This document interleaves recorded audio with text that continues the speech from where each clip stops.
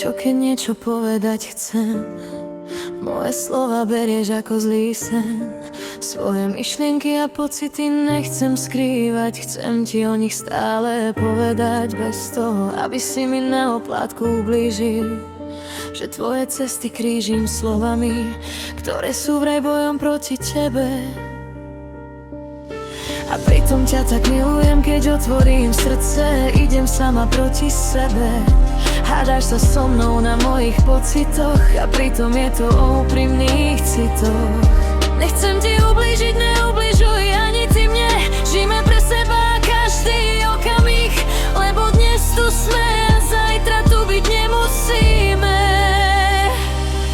Neodvracaj zrak a neignoruj moju bolesť, veď máme pre seba tu byť a vzájomne rany si liečiť. Nevyznám sa v tvojich myšlienkach a zmetku v hlave, preto občas súvnem, keď neviem, čo sa stane. Chyba je na tvojej i mojej strane, ak veci budú nevypovedané, ostanú otázniky a my spadneme. To nechcem ani v najhoršom sne. Si mojím dôvodom na život, smiech aj plač, a srdce ma bolí, keď neviem, či ma počuješ.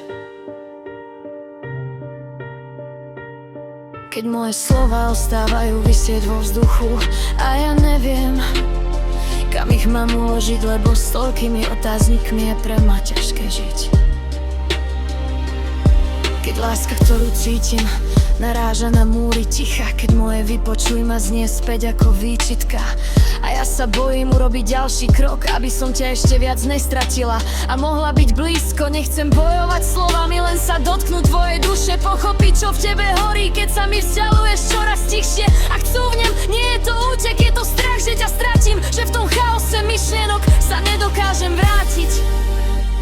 Nie som tvoj nepriateľ, ale dôvod na život byť chcem. Ty môj a ja tvoja navždy budem. Ani nevieš, ako veľmi ťa potrebujem a nadovšetko milujem. Nekonečno. Nekonečne.